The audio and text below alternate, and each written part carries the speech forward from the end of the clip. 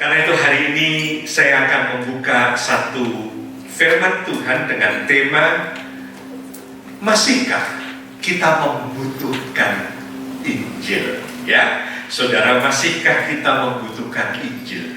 Kadang-kadang kita mengatakan ya butuh, gitu ya. Tapi di mana kita butuhnya? Apakah itu betul-betul Injil yang kita ingini, kita hidupi itu, atau Injil sekedar? Saya mendapatkan satu kesaksian dari beberapa guru-guru, ada 60 guru dari satu sekolah Kristen. Namanya saya sebut aja ya, Sekolah Kristen Kalam Kudus, kotanya nggak usah. Mereka ikut dalam seminar yang kami adakan, seminar tentang amanat agung. Kemudian guru-guru itu saya mengatakan demikian, Pak. Betul ya, selama ini kami mendengar firman itu kayaknya sebenarnya hanya sesuatu yang diulang-ulang, Pak. Kami sendiri tidak menghidupi, padahal mereka guru dari anak-anak gereja, anak-anak Tuhan. Kami baru sadar, Pak, bahwa ternyata Injil itu betul-betul sesuatu yang sangat penting. Saudara bayangkan guru setiap hari bergaul dengan murid-murid, setiap hari mendengar firman, tapi seringkali menganggap segala sesuatu tentang Injil itu klise. Tahu klise ya? Klise itu sesuatu yang terus diulang-ulang, yang gak ada artinya lagi. Nah, pagi hari ini mari kita memahami apa itu Injil ya. Mari kita buka kemudian di dalam Roma 1, next, ayat 1 sampai 16. Simpel sekali ayatnya ini. Ini dari Rasul Paulus yang dituliskan kepada jemaat yang ada di Roma. Gak banyak jemaatnya. Rasul Paulus tidak kenal mereka. Rasul Paulus pada saat menulis surat ini, dia belum pernah ke Roma. Dia gak kenal. Dia seringkali ngomong di surat-suratnya, aku begitu rindu datang ke Roma. Tapi belum waktunya. Justru waktu itu dia mau pulang dari Korintus ke Yerusalem. Dia menulis surat kepada jemaat Roma karena dia mendengar kondisi situasi jemaat Roma yang begitu lemah sekali, saudara. Maka dia menulis. Dan dia tidak kenal. Nah, ini yang dikatakan ke dia dalam satu tema tulisannya yang sangat penting. Apa dikatakan demikian ketika dia mengatakan, sebab aku mempunyai keyakinan yang kokoh dalam apa? Injil, ya. Karena Injil adalah kekuatan Allah yang menyelamatkan setiap orang yang percaya. Pertama-tama orang Yahudi, tetapi juga orang Yunani. Sebab di dalamnya nyata kebenaran Allah yang bertolak dari mana? Iman. Dan memimpin kepada iman. Seperti ada tertulis, orang benar akan hidup oleh iman. Dalam bahasa Inggris, sedikit agak menyenangkan buat saya. Karena di dalam ayat yang dikatakan, sebab aku mempunyai keyakinan yang kokoh, kalau dalam bahasa Indonesia itu, dalam terjemahan ke bahasa Inggris, dikatakan, for I'm not ashamed of the gospel. Aku tidak malu terhadap Injil. Injil itu apa?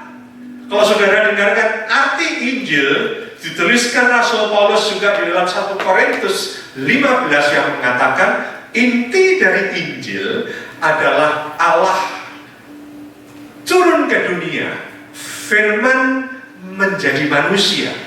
Orang pasti gak percaya. Orang hanya percaya firman jadi buku. Amin? Amin? Wahyu. Tapi orang Kristen jauh lebih hebat. Tuhan mengatakan, aku firman jadi manusia. Orang gak percaya. Sulit terima. Otak kita pun gak percaya. Hanya karena Roh Kuduslah yang membuat kita percaya. Firman jadi manusia. Bahkan menderita, mati di atas kayu salib untuk menebus dosa manusia, kemudian bangkit pada hari ketiga dan naik ke surga, duduk di sebelah kanan Allah dan untuk datang kembali yang kedua kali. Itu inti Injil, menyelamatkan, mengubah hidup manusia. Nah, Injil ini sudah diterima oleh jemaat Roma, saudara. Tetapi saudara tahu keadaan mereka. Sebenarnya kita mengatakan, kalau ini dianalisa ya, Bapak Gembala ini dulu seorang analis keuangan, ya, Pak Hermanto ini seorang eksekutif dari perusahaan besar, bisa menganalisa yang namanya SWOT analysis, ya, bagaimana strength, weakness, opportunity, threat daripada sesuatu keadaan. Kalau kita disuruh melihat ini, kita akan mengatakan mustahil orang Kristen bisa bertahan dan Injil hidup di jemaat atau di kota Roma. Kekuatan, kita kadang-kadang nggak melihat kekuatan itu seperti apa. Next, saudara. Tetapi Paulus tahu kekuatan gereja itu bukan di uang, bukan di politik, bukan di tentara, bukan di dalam kerajaan yang besar yang mendukung mereka, enggak sama sekali. Kekuatan gereja hanya pada satu, yaitu Injil. Gereja kalau ada Injilnya, gereja tidak akan pernah dipunahkan. Keluarga yang ada Injilnya, pasti keluarga itu akan terus dilindungi, diberkati, seperti doa di dalam Mazmur 91. Saudara, ini tentang bicara tentang kekuatan yang tidak disadari. Dan saya ajak saudara menyadari betapa hebatnya Allah memakai Injil ini, membuat Injil ini terus ada. Saudara pernah dengar berita? Saya pernah dengar berita tentang banjir di daerah Kemang. Ya, suatu hari diberitakan ada satu mobil pulang sore-sore, hujan gede. Dan mobil ini pengendaranya pasti setiap hari lewat di jalan itu, ada jalan menurun karena itu sungai. Kemudian ada jembatan kecil. Tiap hari pasti dia lewat menuju rumahnya lewat jembatan itu. Dia sangat familiar dengan jembatan, dengan jalannya. Nah, sore hari itu hujan cukup lebat sehingga terjadi banjir. Dan dia melihat jembatan itu tertutup sedikit oleh air. Di stop dia sama orang, nggak bisa lewat, Pak. Oh, saya pulang kok, ini rumah saya di sana, dan itu masih pas kok ban saya. Jangan, Pak. Dia nekat, pakai mobilnya, mungkin bannya gede, dia masuk ke jalan itu. Di tengah jalan, tiba-tiba mobilnya mogok. Dan apa yang terjadi? Tiba-tiba air yang sedikit itu bisa menyeret seluruh mobil, menabrak dinding jembatan, memasukkan mobil dan pengendaranya ke dalam sungai yang tadinya kecil tapi kemudian dalam, dan mobil itu terseret, orang itu meninggal. Seringkali orang melihat air itu biasa, tapi sebenarnya air itu punya kekuatan. Air, gempa, angin, semua itu punya kekuatan. Nah, seringkali kita itu nggak sadar. Demikian juga dengan jemaat di Roma ini. Mungkin mereka nggak bisa memahami bahwa mereka itu akan kuat. Karena demikian, saudara, bagaimana orang-orang yang hidup percaya pada Injil, jemaat itu hidup di kota Roma. Yang pertama, next slide. Jemaat Roma, jemaat Kristen ini hidup di mana, saudara? Pusat kota metropolitannya kerajaan Romawi adidaya yang menguasai berbagai negara, bahkan Amerika pun kalah waktu itu. Kekuatan militernya luar biasa, kayanya luar biasa, tidak bisa yang mengalahkan. Ya, mereka hidup di dalam kekuasaan tentara, politik, kekayaan, dan apa? Kaisar. dianggap dewa, saudara. Dan orang Kristen tidak mau menyembah kaisar karena Kristen tidak menyembah dewa. Ini problem. Jadi secara manusia mereka nggak punya kekuatan, mereka diremehkan. Orang-orang miskin dan semuanya, orang-orang Kristen itu umumnya demikian, saudara. Yang mereka bisa mempengaruhi orang-orang miskin, lemah. Kemudian saya pikir orang-orang Roma itu pengaruh kuat, filsafatnya luar biasa. Ilmu berdebatnya luar biasa tentang kebenaran yang menurut mereka itu adalah benar. Tapi mereka juga punya penyembahan berhala yang orang Kristen tidak akan pernah mau. Yang tadinya orang Roma bertobat tidak menyembah berhala lagi. Dan tentu saudara dengar kemerosotan moral di sana itu luar biasa. Tadi Pak Hermanto berdoa untuk anak-anak, jangan sampai mereka itu kena narkoba, kena pornografi, kena ini, kena itu. Karena kita tahu anak-anak kita ini rentan, amin. Itu Jakarta aja gitu. Ini Roma pusat dan ini dilegalkan, saudara. Di Roma itu hukumnya itu hukum tentara luar biasa. Jadi maaf nih ya, kalau ada seorang bapak punya anak pertama perempuan, aduh, sorry ya, serius perempuan. Anak kedua perempuan lagi, anak ketiga perempuan lagi. Itu suami bisa marah. Apa yang dilakukan? Bayi yang masih kecil yang baru anak ketiga itu bisa dibawa keluar kota, ke gerbang kota. Dia ambil pedang, dia penggal anak itu dibuang. Bapaknya tidak akan pernah dihukum. Berhak membunuh. Wah, untung ya kamu gak lahir di Roma ya. Gak bisa untung jadi pendeta ya. Saudara bisa bayangkan keadaan manusia waktu itu, saudara. Yang paling mengasih bahaya itu, salib itu lambang kehinaan. Orang Kristen memberitakan Yesus Kristus Tuhan jadi manusia. Kemudian disalib, mereka mengatakan yang disalib itu orang jahat. Penjahatlah yang disalib, pemberontaklah yang disalib. Kemudian salib itu mati yang paling hina.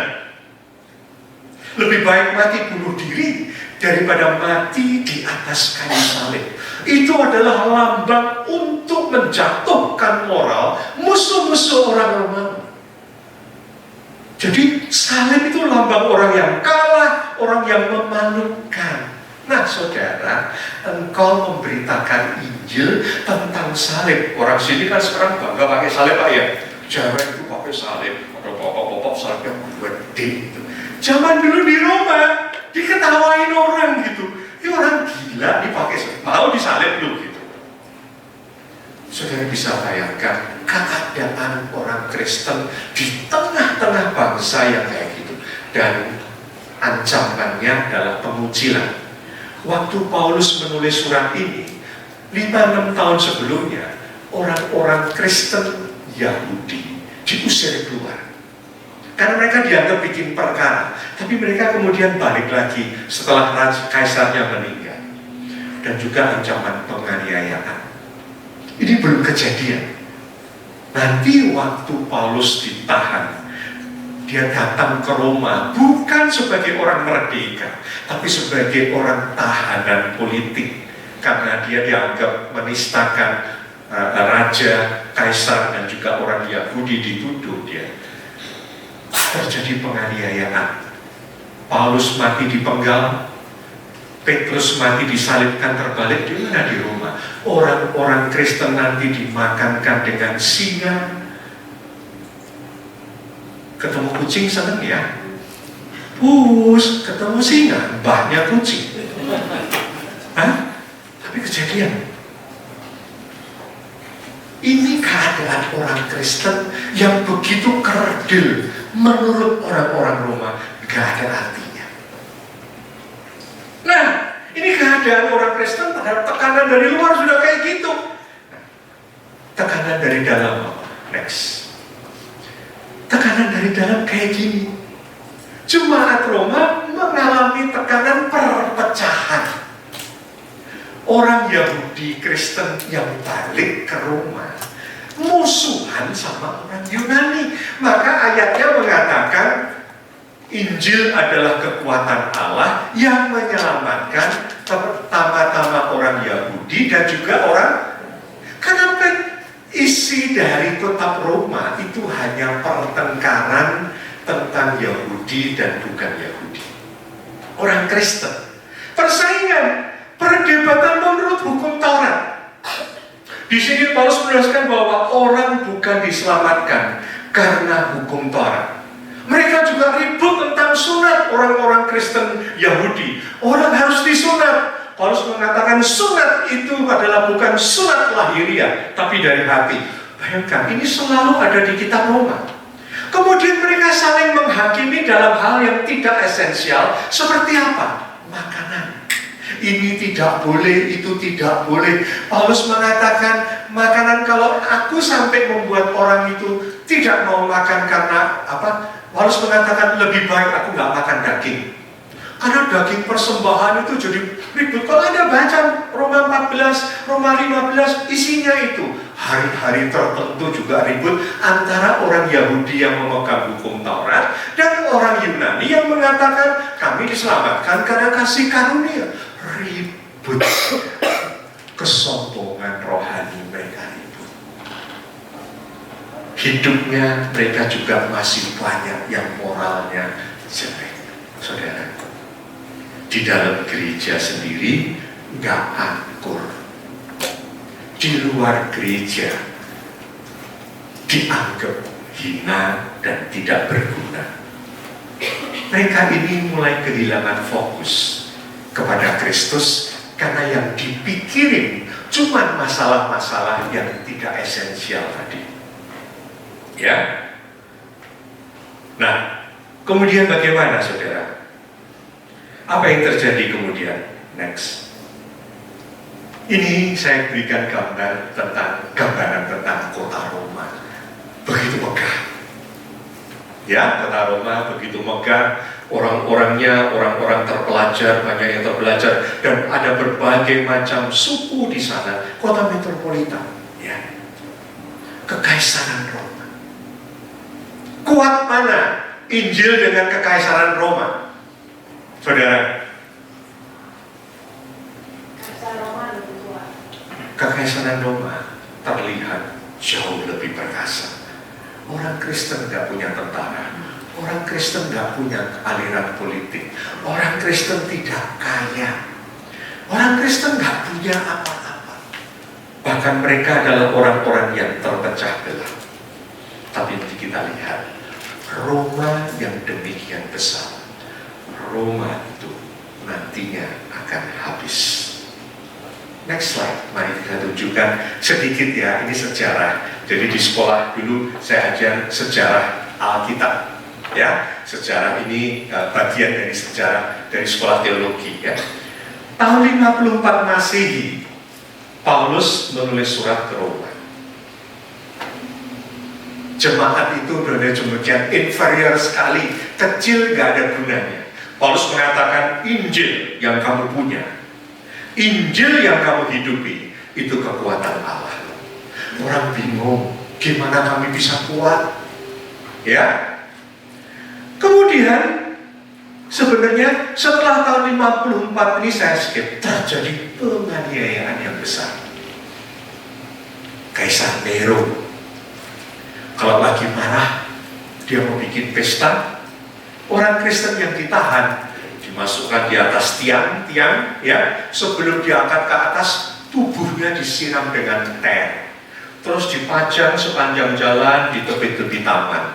Begitu dia mengatakan mari kita pesta, udah malam, dinyalakan api itu. Mereka masih hidup, dinyalakan menjadi obor-obor manusia. Dan di tengah itu rakyat Roma berpesta-pora. Belum lagi yang dimakankan singa, belum lagi yang digergaji, belum lagi yang disembelih, belum lagi yang dipotong badannya menjadi dua. Itu orang-orang Kristen. Tapi suatu saat, saudara, ada kaisar namanya Konstantinus. Dia itu kemudian bertobat, saudara, karena melihat salib ketika mau perang. Dia menjadi percaya. Kemudian Kaisar itu mengatakan mulai sekarang Kristen jadi agama resminya orang Romawi. Tepuk tangan nggak kita? Kristen jadi agamanya negara. Kristen dianiaya nggak? Enggak. Tapi Kristen bertumbuh? Justru enggak. Negaranya Romawi jadi kuat? Enggak. Tahun 395 terjadi perpecahan.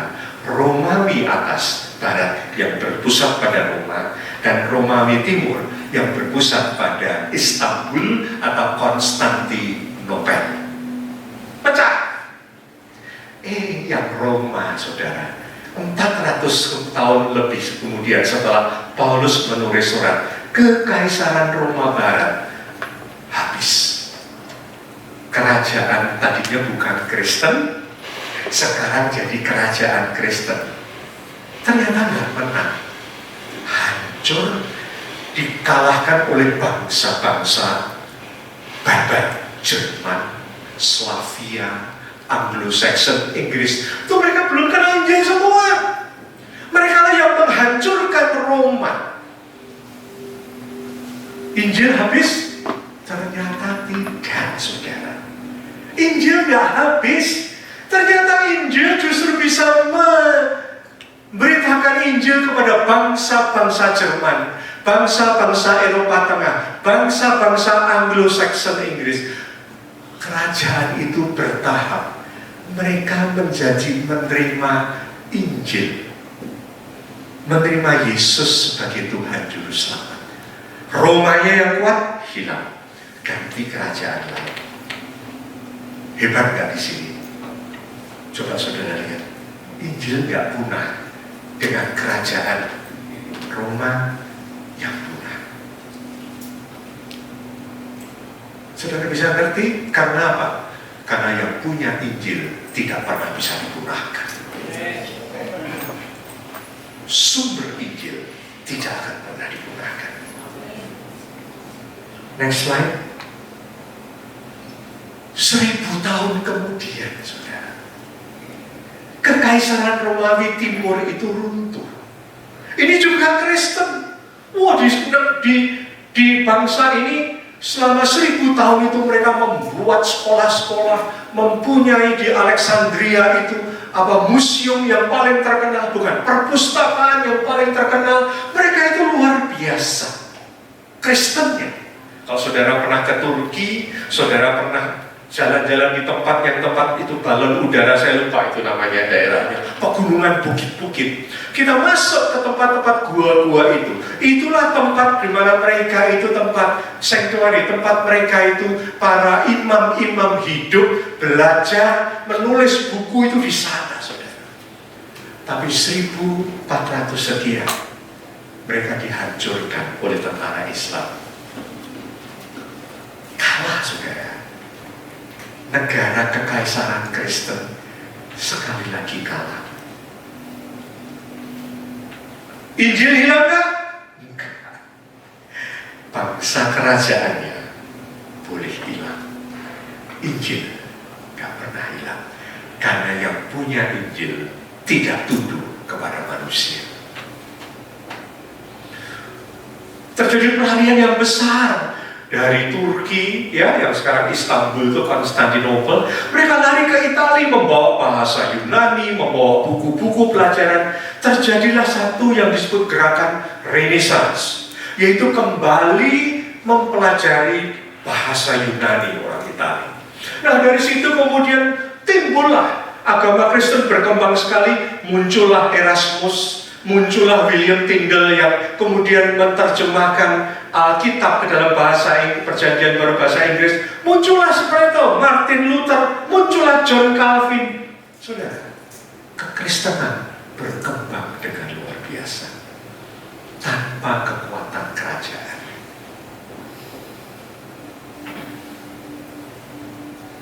Karena kerajaan Injil didirikan oleh Yesus Kristus. Dia berkata pada Petrus, engkau adalah Petros, dan di atas batu karang ini aku akan mendirikan jemaatku, dan apa? Alam maut tidak akan.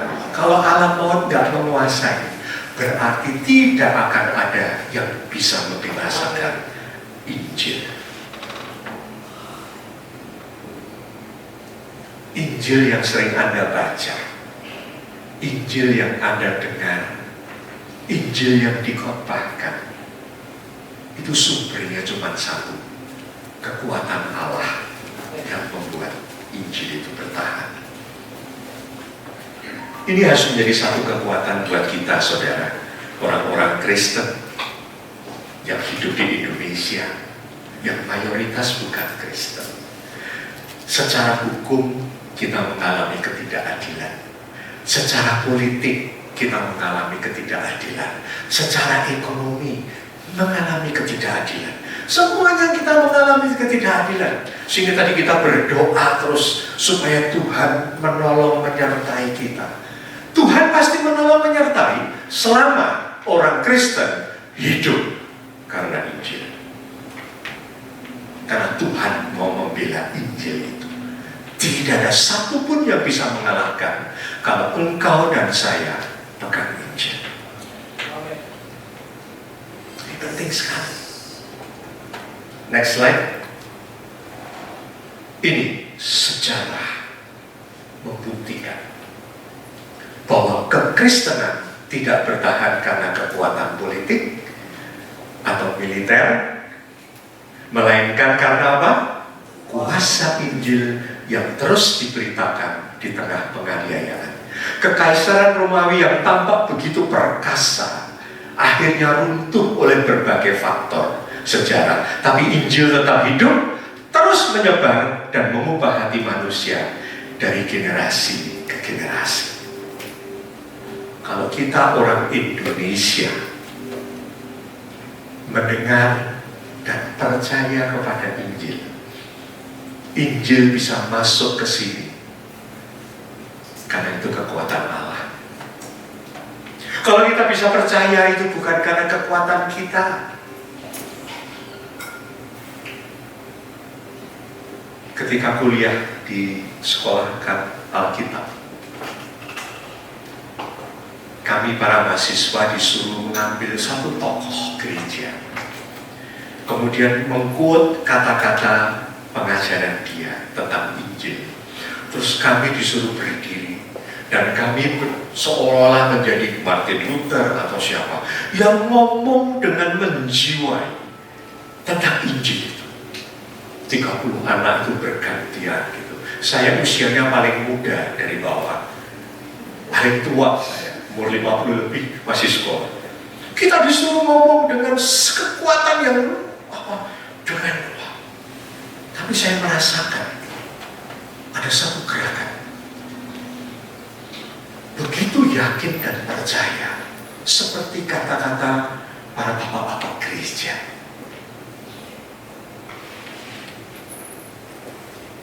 Injil itu hanya ada kalau kita menghidupinya. Amin. Kalau hidup di dalamnya, itu luar biasa. Nah, saudaraku, mari kita lihat. Next. Sekarang mari kita berbicara tentang diri kita. Apa motivasi kita beribadah? Ketemu Tuhan, amin, gitu ya. Tapi mari kita jujur, kita ini beribadah karena apa?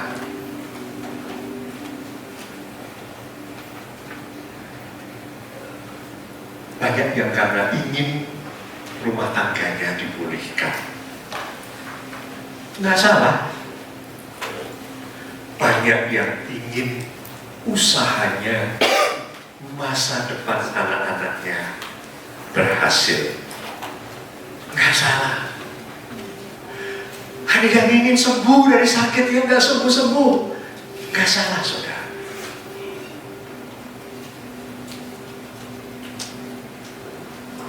Ada yang mana? Ada yang ingin mendapatkan ketenangan. ketika nyanyi, itu betul-betul hatinya terasa terhibur. Bapak-bapak nyanyi dengan khusyuk. Karena dia tahu kalau pulang ke rumah, yang kenceng suara istrinya. Enggak, di sini enggak ada. Di sini enggak ada. Di situ mungkin ya. Di sini enggak ada ya. Kita mendapat ketenangan, iya. Ada yang ingin mendapatkan motivasi hidup. Karena itu banyak pendeta-pendeta yang gaya motivatornya itu disukai oleh orang. Gaya motivatornya disukai karena orang butuh motivasi. Diyakinkan bahwa Tuhan itu membuat kamu berhasil. Saya punya teman namanya Amos Hosea, pendeta yang bagus. Satu hari dia ngomong, Pak Kris, aku tuh bingung ya. Oh, ada ibu-ibu itu kalau saya khotbah itu datang pindah-pindah gereja, mau dia pelayanan gitu. Di gereja A datang, di GBIB datang, di GBIC datang. Ya lama-lama Pak Amos yang bingung, karena khotbahnya kan juga kadang-kadang diulang. Nah ibu ditanya, saya termotivasi kalau dengar suara Bapak. Pendetanya bingung Pak, deg-degan saya Pak. Nanti ketemu lagi yang ketiga kali, dia dengerin khotbah yang sama. Gimana saya begitu? Banyak orang yang mencari motivator. Dan banyak orang yang ingin hidupnya berubah. Keadaannya berubah semuanya. Saudara nggak salah, saudara. Tetapi yang penting, engkau dan saya datang. Oleh karena engkau dan saya butuh Injil.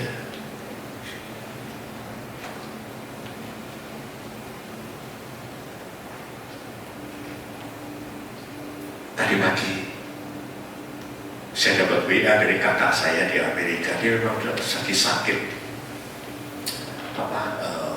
autoimun yang mengarah kepada leukemia. Anak Tuhan, cinta Tuhan. Dia cuma ngomong, kok aku mungkin gak kuat ya. Itu udah ngomong dari 6 bulan yang lalu, kalau ngomong aku gak kuat. Saya tuh kehabisan kata-kata. Tadi saya katakan demikian. Sudahlah, sekarang pikirkan cucu-cucu. Pastikan sebelum kau pergi, mereka itu akan dididik dengan benar untuk percaya kepada Injil. Jangan doakan sakitmu, doakan sekarang. Apakah Tuhan bisa memakai engkau supaya cucumu itu bisa menerima Injil dengan benar? Seringkali kita hanya mencari untuk kita, padahal Tuhan mau mempercayakan Injil untuk mengubah hidup kita dan juga untuk mengubah orang lain. Seringkali tujuan hidup kita hanya untuk kita aja. Untuk apa kita diberkati, untuk apa kita sukses, untuk apa semua kita punya. Tapi Tuhan mengatakan, kalau kamu kehilangan nyawamu, seluruh dunia kamu dapatkan, semuanya sia-sia.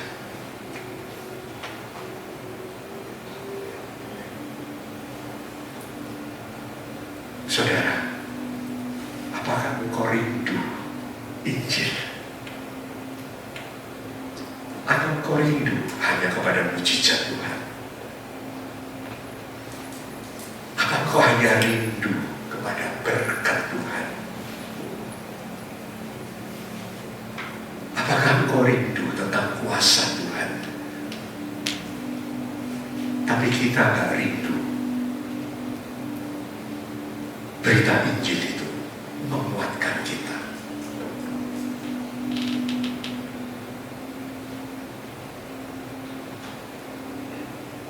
Next slide. Mengapa Injil itu kekuatan Allah? Mengapa Paulus mengatakan demikian?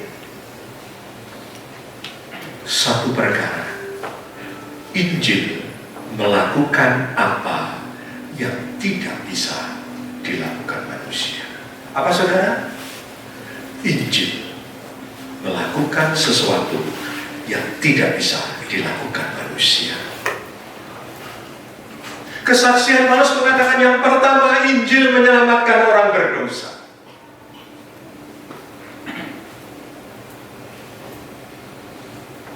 Karena semua orang telah berbuat dosa dan kehilangan kemuliaan Allah, dan oleh kasih karunia telah dibenarkan dengan cuma-cuma karena penebusan dalam Kristus Yesus. Paulus mengalami, saudara, dia benci Kristen, dia benci Yesus, dia mau membunuhi orang-orang Kristen, dia anti Kristen.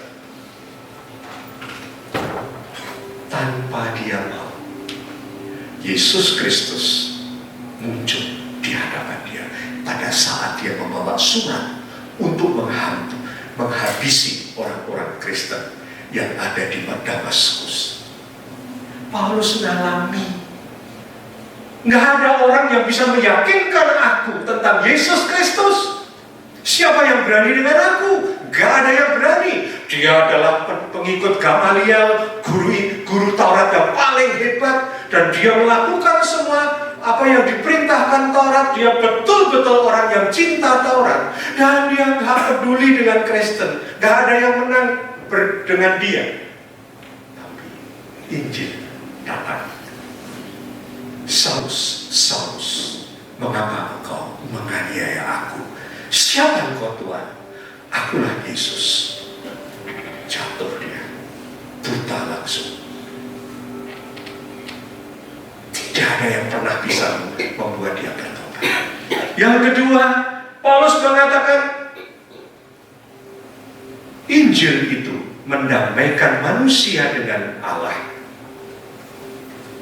Dia mengatakan dalam Roma 5 ayat 10 itu, kalau kita masih berseteru aja, seperti dulu aku masih benci Tuhan, aku itu dikasihi, diperdamaikan dengan Allah.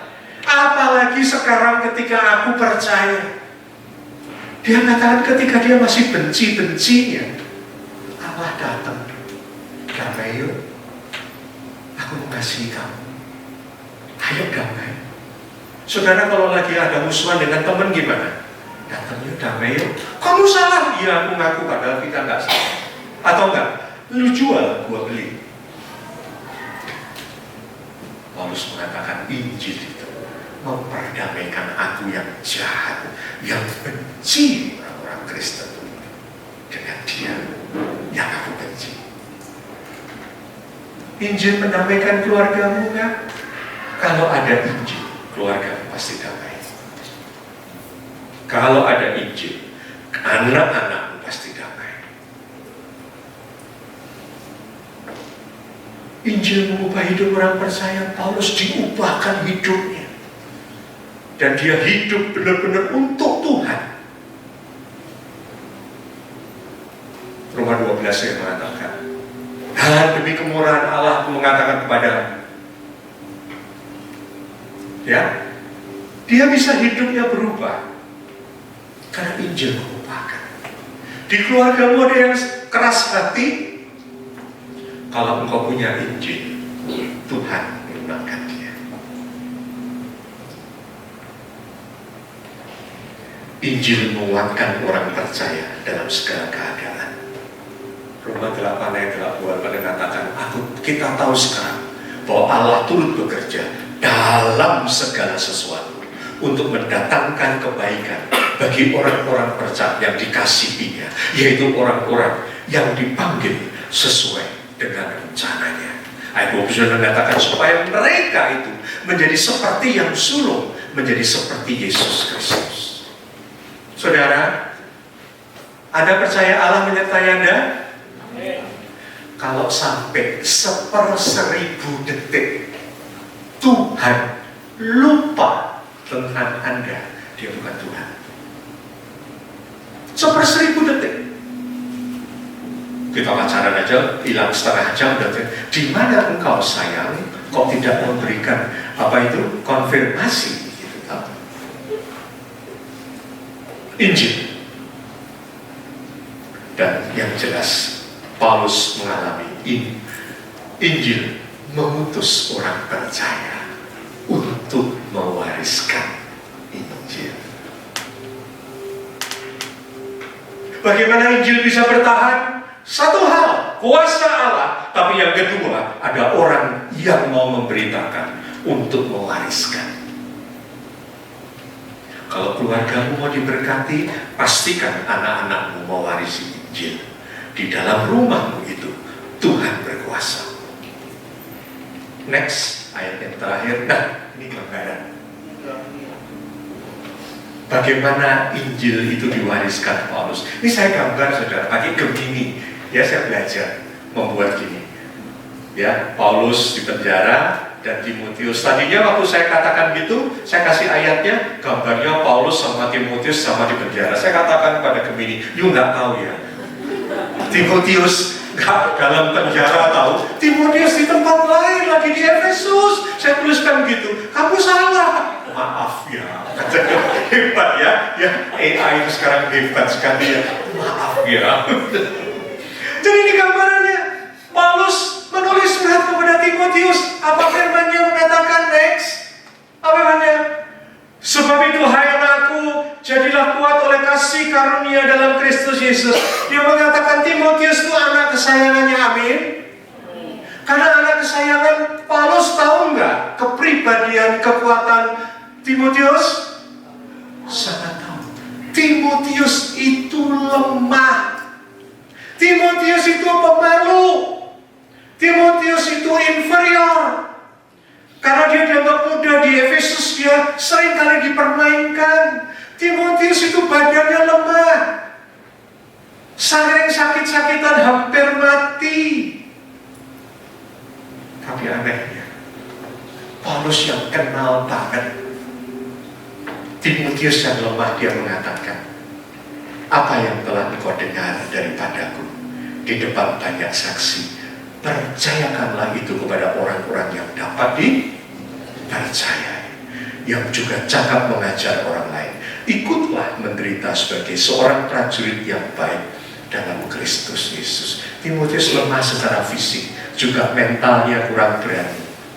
Tapi dia punya satu kekuatan, taat dan setia. Tuhan gak mencari orang yang kuat.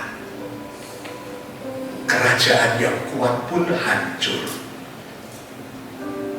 Tuhan tidak bergantung pada kekuatan manusia. Tapi Tuhan hanya mencari satu hal. Siapa di antara kita yang taat dan setia?